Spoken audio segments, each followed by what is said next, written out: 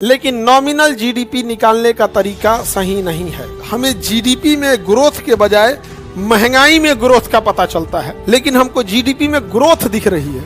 ये जीडीपी नहीं बढ़ रहा है, इन्फ्लेशन हो रहा है। जब ना महंगाई बहुत ज्यादा था ना महंगाई बहुत कम था। नॉमिनल जीडीपी को अगर देखोगे तो तुम्हें ग्रोथ दिखेगा, जबकि रियल जीडीपी देखोगे तो तुम्हें घटाव दिखे। तो नेशनल चैनल था बहुत बड़ा, उसने कहा कि सर हम चाहते हैं आप हमारे चैनल पे हैं और जीडीपी पर चर्चा करें। न्यूज चैनल पे बैठकर लोग बस इस उम्मीद में एंकर बैठे हैं कि हम किसी की तारीफ करें या किसी को खास को खराबी करें। नहीं, ऐसा नहीं। जो अच्छा काम करेगा अच्छा।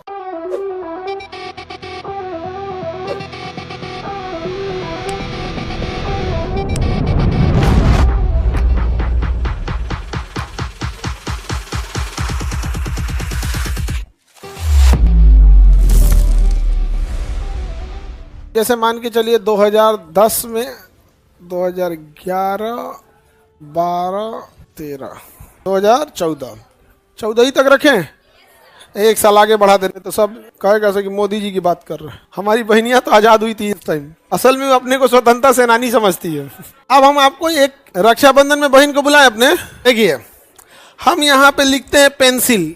क्या चीज? पेंसिल। पेंसिल लिख देते हैं। पेंसिल का क्या चीज? प्राइस लिख। पेंसिल का उत्पादन या प्राइस लिखते हैं। पहले प्राइस क्या लिखते हैं? प्राइस। किस चीज का प्राइस? तो पेंसिल का। किस चीज का? पेंसिल का।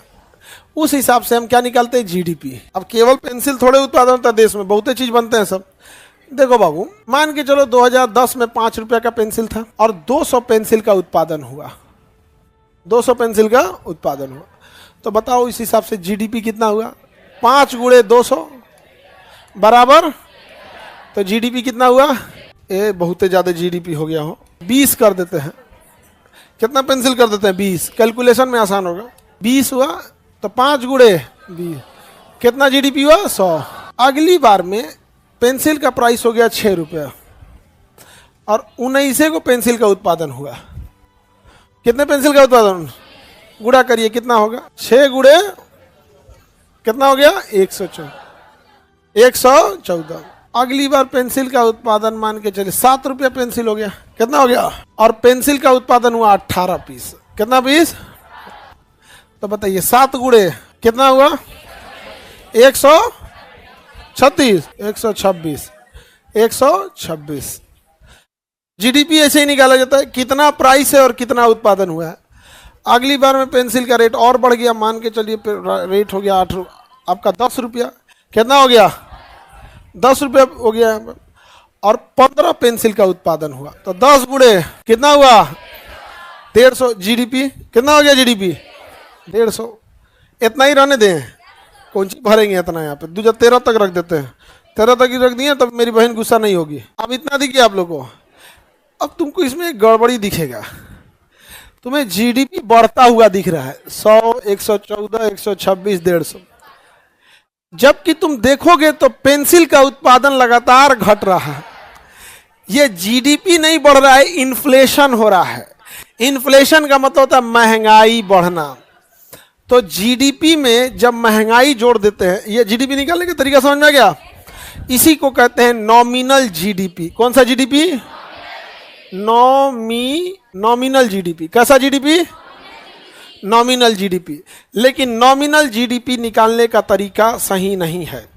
इससे हमें जीडीपी में ग्रोथ के बजाय महंगाई में ग्रोथ का पता चलता है, क्योंकि लगातार उत्पादन घट रहा है। आप पेंसिल का देखिए तो पहले 20 था, 19 हुआ, 18 हुआ, 15 हुआ, लेकिन हमको जीडीपी में ग्रोथ दिख रही है। जीडीपी में क्या दिख रही है? ग्रोथ। तो ये तरीका गलत है। तो हम पहले हम नॉमिनल जीडीपी नापते हैं? नहीं, नॉमिनल जीडीपी कभी भी सही आंकड़ा नहीं देगा। तो हमें निकालना होता है जीडीपी इन रियल टर्म्स। कौन सा जीडीपी? Real GDP. कैसा GDP? Real GDP. Real GDP में हम बढ़े हुए प्राइस को काउंट नहीं करते हैं, बल्कि हम ये देखते हैं कि कौन सा ऐसा साल था जिसमें हर एक चीज का प्राइस न ज्यादा बढ़ा था न ज्यादा कम हुआ था। केवल एक चीज का नहीं, ज्यादातर चीज में वह कौन सा साल था जब ना महंगाई बहुत ज्यादा था ना महंगाई बहुत कम था। तो उस साल को हम लोग एक बेस ईयर मान लेते हैं। भारत 2011 को मान लिया। भारत ने किसे मान लिया? किसे माना है? 2011। यानी आज अगर हम जीडीपी को निकालेंगे, रियल जीडीपी निकालेंगे, तो उस साल का प्राइस जोड़ेंगे या बेस ईयर का प्राइस? भारत के लिए बेस ईयर कितना है? भारत के लिए बेस ईयर 2011। किसी को कोई दिक्कत? अब हम आपको जो क्वेश्चन, जो चार्ट बनाए हैं बोर्ड पर, इसमें हम बेस ईयर 2010 को मान लेते हैं, जबकि भारत सरकार किसको मानता है? हम यहाँ क्लास में पढ़ा रहे हैं, हम तो कुछ भी एज्यूम कर सकते हैं। तो हम बेस ईयर मान लेते हैं बाबू 2010 को। तो हम जब भी प्राइस काउंट करेंगे अब हम बढ़ा हुआ प्राइस काउंट नहीं करेंगे, हम प्राइस काउंट करेंगे कब का? 2011-10 का, क्योंकि मेरे लिए बेस ईयर क्या है? तो देखिए 2010 में प्राइस कितना था? 5। तो हर साल अब प्राइस कितना रहेगा? 5। अब हम प्राइस पे चर्चा नहीं करेंगे, क्योंकि रियल जीडीपी निकालने के टाइम पे प्राइस फिक्स कर दिया जाता है। किस साल पे फिक्स करते हैं? चालू वर्ष या बेस वर्ष? आधार वर्ष यानी बेस। चालू वर्ष पे नहीं जोड़ते। तो हमने मान लिया कि 2010 का यहाँ क्या है? Base year. तो बेस ईयर पे प्राइस कितना है? 5। तो सबका प्राइस लिख दिए 5। अब हम उत्पादन से क्या करते हैं? गुणा कर देते हैं। किसे गुणा करते हैं? उत्पादन से। तो 2010 में कितना था? 20। तो कितना हुआ? 100। और 2011 में 19। क्या हम 6 रुपए के हिसाब से गुणा करेंगे? बेस ईयर हमारा फिक्स होगा। 5 से गुणा कर 19 बचे, हाँ 95।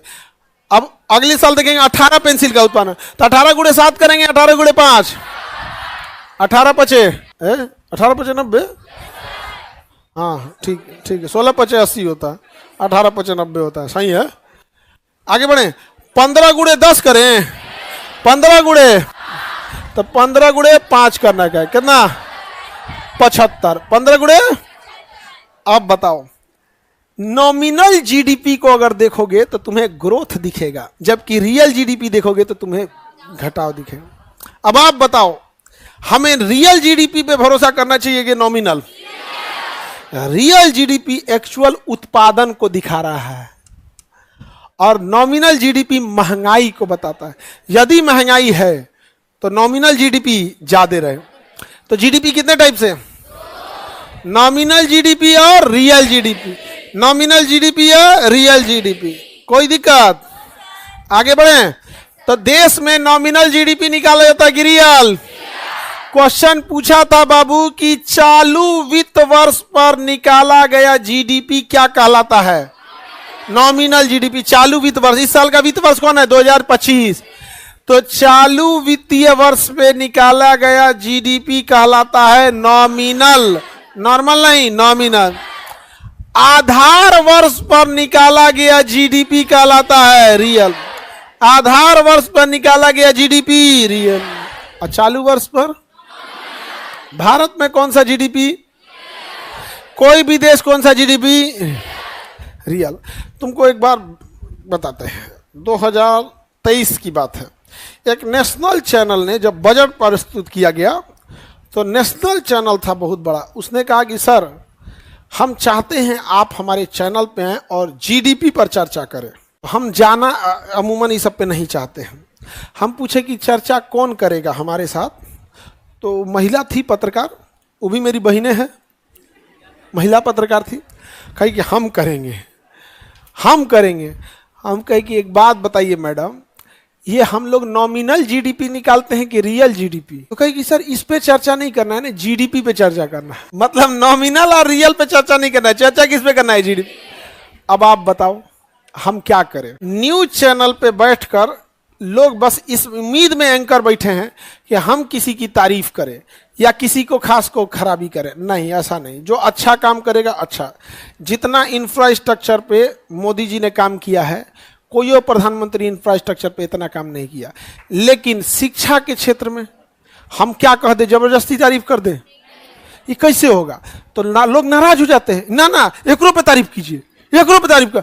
अरे यार, मेरा विद्यार्थी सब्जी बनाते समय तेल कम डालता है कि महंगा है, कोने मुहुआ से कह दे कि महंगाई कंट्रोल है। हमारे विद्यार्थी शाम के टाइम पे भूख लगता है ना, तो एने उन्हें टाल मटोल करके काट देता है। उसको पैसा इतना नहीं है ना कि तन सा तेल और चिवड़ा भूज दे, कुछ चिप्स या पापड़ या कुछ पकौड़ी छान ले, उसको नहीं है।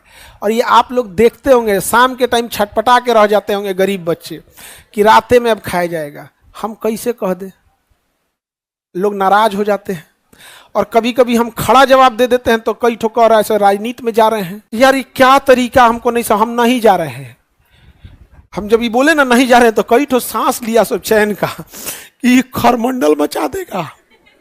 भाई हमको नहीं समझ में आता हम कैसे कह दे। हमारे यहाँ शिक्षा व्यवस्था, बीएससी करके कोई बच्चा 20-25 हजार की नौकरी नहीं कमा सकता है।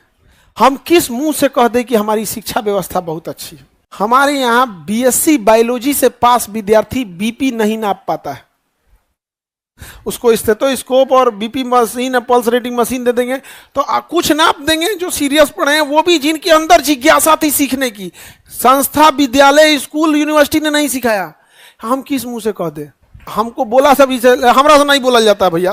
कोई नाराज हो जाए तो हम क्या करें। हमारी लॉयल्टी, हमारा झुकाव देश के प्रति है, किसी धर्म, किसी पार्टी, किसी नेता के प्रति नहीं है। हमारा किसके प्रति है? देश के प्रति। यदि आप एक बार कहिए कि हमने कुछ कहा हो देश के, काट दे तो हम सोच रहा जमीन पर से गर्दा उठा के धूरा अब मुंह में डाल के जीभिया नोच लेंगे। अगर कोई बोलेगा तो नहीं समझ में आ गया। ऐसे सूखले नोचेंगे तो बिछल जाएगा। हम नहीं सुन सकते हैं, हम नहीं सुन सकते। तो कई बार गजब होता है, तकलीफ होती है यहाँ पर। और सबसे ज्यादा तकलीफ तुम देखना कब होता है, जो तुमको रात रात तक खाना पहुंचाने वाला डिलीवरी बॉय होगा ना, वो अच्छा खाना नहीं खा पाता है। तुम्हें 3 टाइम खिलाने वाला किसान के घर में अच्छा खाना नहीं बनता है। पूरे शहर का मकान और घर बनाने वाले मजदूर और मिस्त्री का खुद का मकान बारिश में टपकता है। तकलीफ इस बात से होती है। हमें व्यक्तिगत रूप से क्या मांग रहे हैं। हमारे घर के सामने का सड़क बनाना है तो बनाओ, नहीं तो हम ढाल देंगे। हमारे गाँव में सड़क बन रहा था घरवा के सामने, तो घरवा से तनी दूर पे सड़क ही आके रोक दिया, कहा कि इतने दूर पास है। तो हमारा घर यहाँ था, 2-3 मकान से पहले रोक दिया, तो हम लोग यहाँ वाला ढाल दिए अपने से। 6 महीना बाद वो वाला सड़किया टूट गया। जो हम लोग डाले थे नहीं टूटा, तो सब गरियाता है सब। वो अपने से बनवाइले सड़क नहीं टूटा तो टूट गया यहाँ पर। तो अब क्या कह सकते हैं, इस समय ऐसे हो रहा है यहाँ। तो ऐसा नहीं कि समाज से आप परे हैं, समाज की बुराई है, ये सब चीज़ों को नहीं देखते। एक सिंपल से इंसान को क्या चाहिए, 2 टाइम की रोटी अच्छे से खा सके। लेकिन जितनी दुर्दशा इन किसानों की है, कई बार हम किसानों की बात बोले थे ना, लोग मजाक उड़ाने लगते थे कि पढ़ाइए ना महाराज, अभी क्या आलू प्याज के रेट में आप फंसे हैं। तकलीफ लगता है, आलू प्याज के रेट में आप काहे फंसे हैं, पढ़ाइए ना। तकलीफ होता है यहाँ पे। जीडीपी पे चर्चा वो करता है जिसको ना रियल जीडीपी पता है ना नॉमिनल जीडीपी पता है। अब बजट पास होगा ना तो देखना वही पत्रकार आके बजट के बारे में बताएगा जो चुनाव के बारे में बता रहा था। सबका अलग अलग होता है कि नहीं होता है?